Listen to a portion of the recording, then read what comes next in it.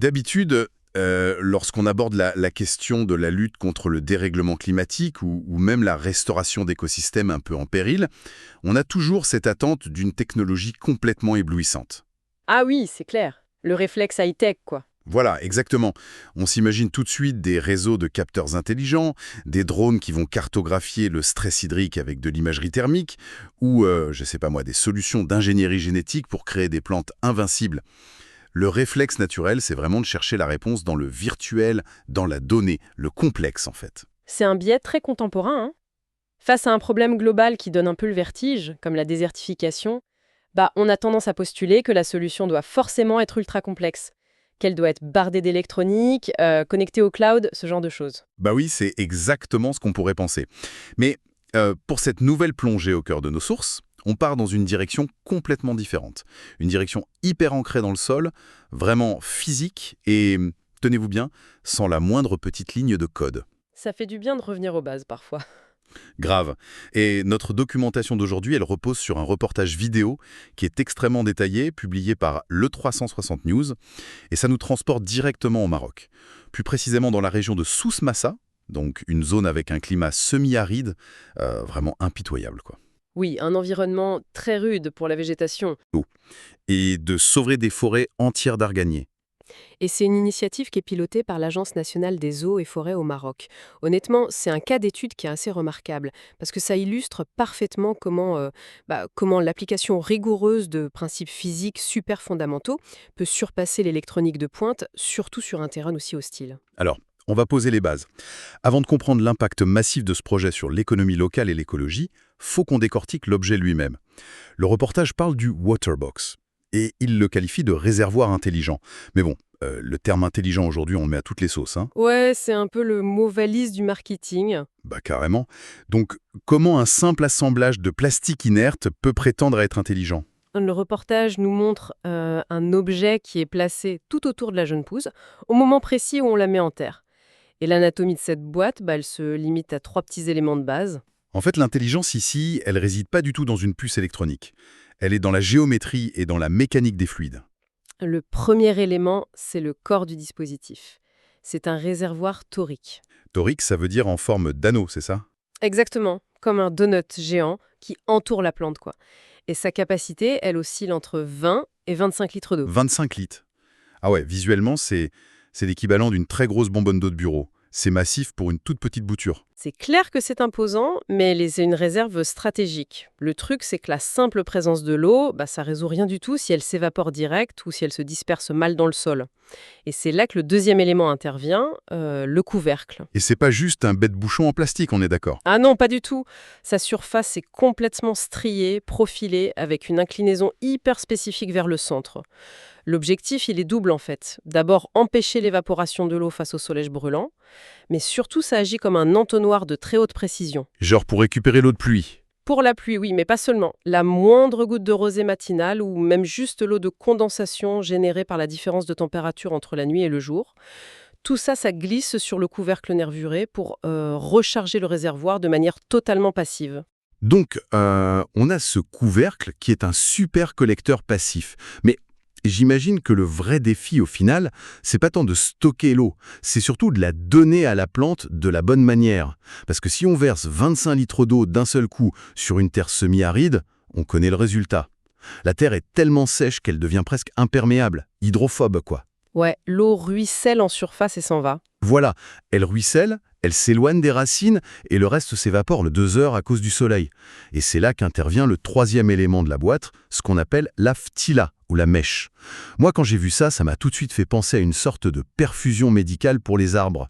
On remplace la grosse inondation par un goutte à goutte étalé sur genre un mois complet. Alors, l'image de la perfusion, elle est super parlante, mais en réalité, elle est incomplète. Et c'est là que la physique devient vraiment fascinante. Ah bon? Pourquoi c'est pas comme une perfusion? Une perfusion à l'hôpital, ça utilise la gravité ou une pompe mécanique pour forcer un liquide dans le corps à un rythme qui est défini à l'avance, peu importe si le patient a soif ou pas si tu veux. Le Waterbox, lui, grâce à cette petite mèche, il utilise la capillarité. C'est ça la différence fondamentale. Ok, explique-nous un peu cette mécanique, parce que mes cours de physique sont un peu loin. comment la capillarité, ça peut agir comme un système de contrôle? Pas de souci, c'est assez simple en vrai. La capillarité, ça repose sur la tension superficielle de l'eau et sa capacité à adhérer aux autres matériaux. Dans notre waterbox, la mèche relie l'eau du réservoir à la terre souterraine. Quand le sol est bien sec, il exerce une vraie force de succion. Il tire l'eau, quoi. Voilà, il tire littéralement l'humidité à travers les fibres de la mèche pour équilibrer le manque d'eau. Mais la véritable intelligence du truc, c'est que lorsque le sol autour de la racine atteint une saturation optimale, cette tension, elle diminue, et donc l'aspiration s'arrête toute seule, naturellement. Ah ouais, d'accord. C'est littéralement un capteur d'humidité, mais 100% analogique. Si la terre a soif, elle boit. Si elle est assez humide, la mèche arrête d'envoyer de l'eau. Et tout ça sans aucune carte mère, sans électronique. C'est fou. Exactement. Et le bénéfice pour l'agriculture, il est double. Faut savoir que dans les méthodes d'irrigation traditionnelles, on arrose par le haut. Logique, on verse l'eau sur le sol. Ouais, avec un tuyau ou un arrosoir. C'est ça. Mais les racines de la jeune plante, du coup, elles sentent que l'eau est juste là, à la surface. Elles ont donc tendance à pousser horizontalement, juste sous la couche superficielle du sol. On appelle ça des racines paresseuses. Le problème, c'est qu'à la première grosse vague de chaleur, cette couche de terre superficielle, elle cuit. Et la plante meurt. Ah bah oui, parce qu'elle a jamais appris à aller chercher l'eau en profondeur, en fait. Mais c'est tout à fait ça.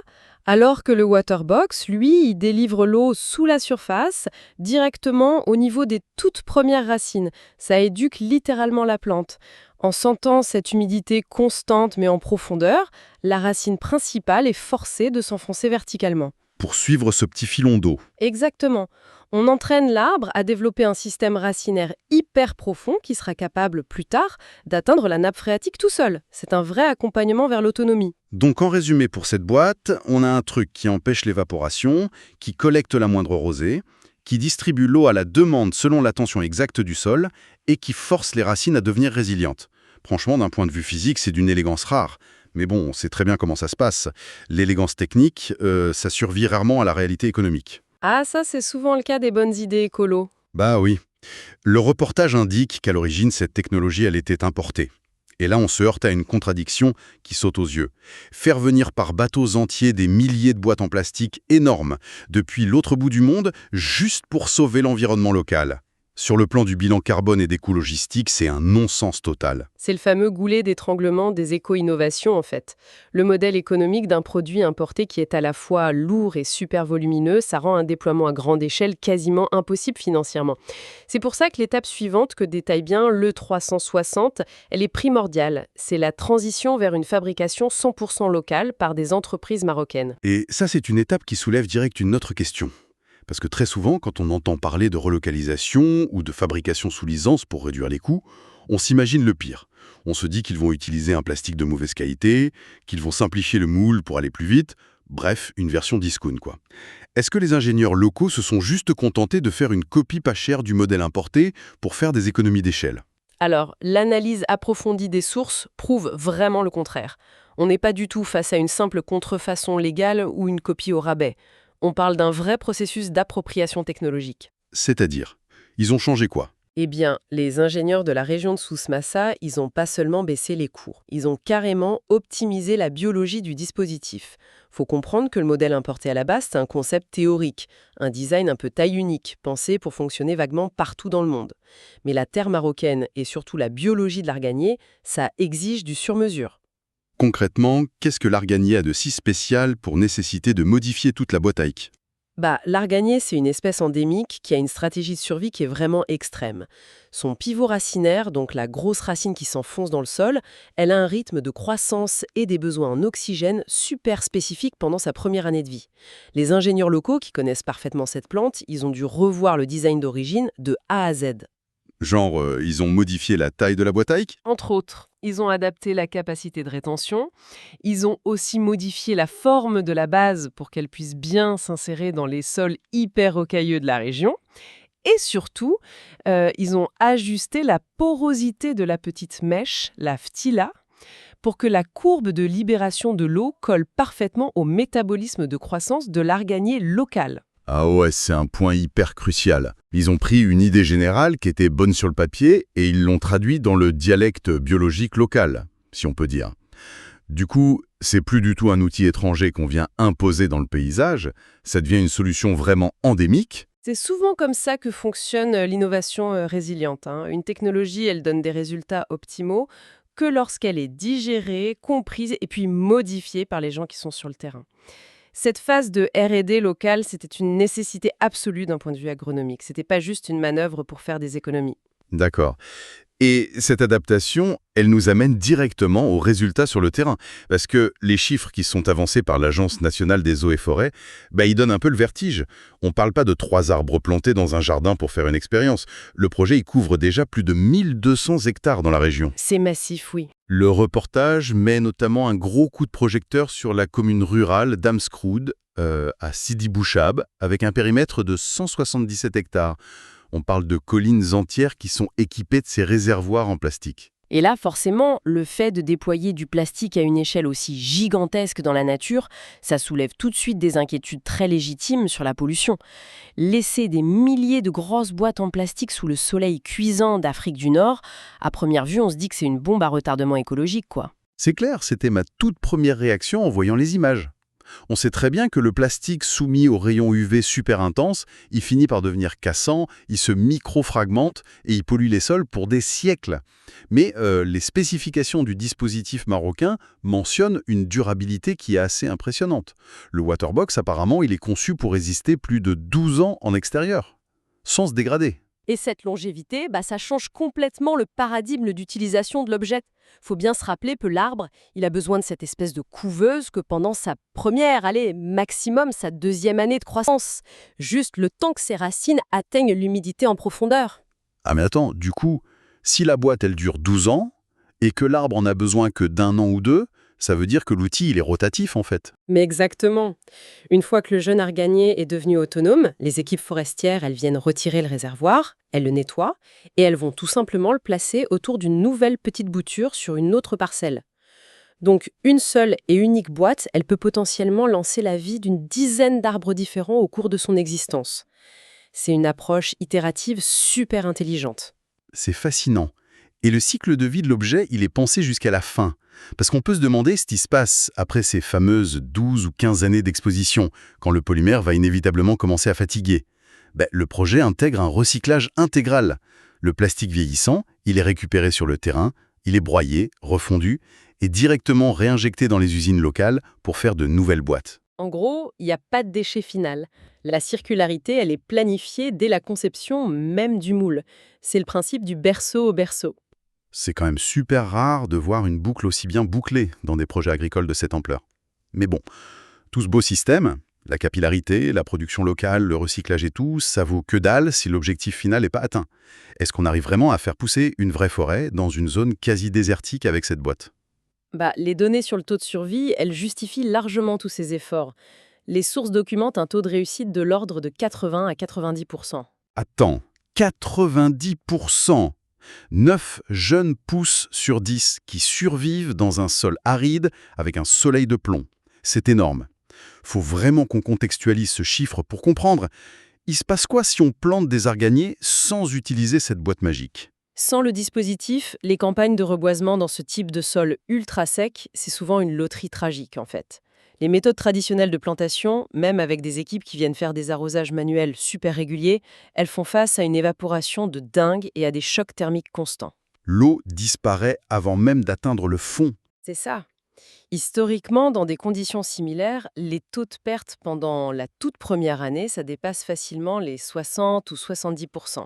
La grande majorité des arbres meurent d'épuisement racinaire avant d'avoir pu s'ancrer dans le sol. Donc passer d'un taux de survie d'à peine 30% à 90%, c'est pas juste une petite amélioration. On passe d'une expérience précaire à de la vraie restauration écologique prédictible. C'est la différence entre essayer de freiner la désertification en vain et activement regagner du terrain sur le désert. Et je pense qu'il est fondamental de s'arrêter 2 secondes sur l'enjeu humain derrière ce reboisement. Parce qu'on pourrait vite se dire, c'est très bien, on plante des arbres, ça fait un joli puits de carbone, c'est cool pour le climat mondial. Mais pour les gens qui habitent à Sidi Bouchab et dans tout le Souss-Massa, l'arganier, c'est pas juste une stat environnementale dans un rapport. Ah non, c'est vital. L'arganier, c'est carrément le pilier central de l'écosystème agropastoral et de toute l'économie de la région. Les populations locales, elles en dépendent intimement. Il y a la récolte des fruits, l'extraction de l'huile d'argan, bien sûr, qui est super prisée, mais aussi tout le pâturage régulé sous l'ombre de ces arbres pour les troupeaux. C'est tout un tissu socio-économique qui repose entièrement sur la santé de ces quelques racines, en fait. Donc une forêt qui recule face à la sécheresse, c'est pas seulement un problème de biodiversité ou d'oiseaux qui perdent leur habitat, c'est la disparition brutale d'une source de revenus locaux, c'est un accélérateur d'exode rural massif, et quand ce projet parvient à sécuriser la survie de 90% des pousses, il sécurise carrément le maintien de ces communautés sur leurs terres ancestrales. Et il y a un parallèle presque philosophique très fort là-dedans, je trouve. On observe une cohérence vraiment remarquable entre l'outil lui-même et la culture locale. Le Waterbox, c'est un système de préservation absolue. Il capte la moindre petite goutte de rosée, il empêche toute évaporation, il donne l'eau au compte-gouttes, il se recycle à 100%, il incarne le refus total du gaspillage. C'est très vrai ça. Et cette frugalité technologique, elle reflète super bien le mode de vie et le savoir-faire des populations d'Amskroud qui ont appris depuis des siècles à gérer des ressources hyper limitées avec une attention méticuleuse pour survivre en milieu semi-aride. L'outil technologique qui adopte la sagesse de la culture qu'il essaie de protéger, c'est une observation hyper profonde. Franchement, si on rassemble un peu toutes les pièces de notre analyse d'aujourd'hui, on a devant nous une démonstration de force de la simplicité. Un réservoir en 3 parties, sans aucune électronique, qui utilise les lois de la physique de base pour hydrater à la demande. Un objet repensé et fabriqué par des ingénieurs marocains pour s'adapter à l'art gagné. Un cycle de vie hyper long, itinérant, puis recyclé. Et le tout avec un succès de 90% sur le terrain qui sauve l'économie d'une région entière. C'est un cas d'étude parfait qui valide l'ingénierie low-tech.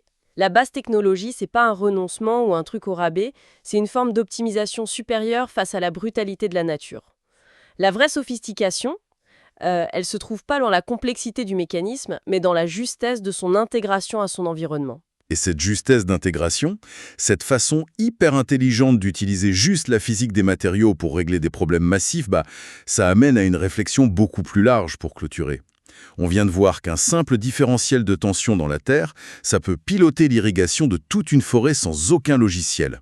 Si cette approche passive, ce genre de biomimétisme mécanique, arrive à stopper le désert, on peut quand même se demander pourquoi on ne l'applique pas massivement à nos espaces urbains, quoi. C'est une excellente translation des concepts, ça. On pense tout de suite à l'architecture bioclimatique, par exemple. Mais exactement.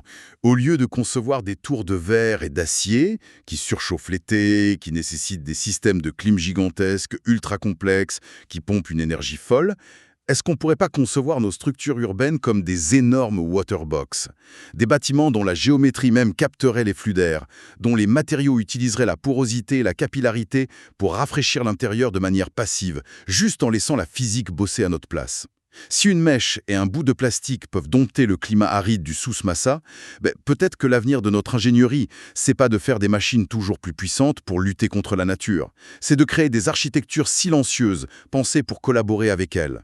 C'est une piste de réflexion vraiment fascinante à explorer pour la suite.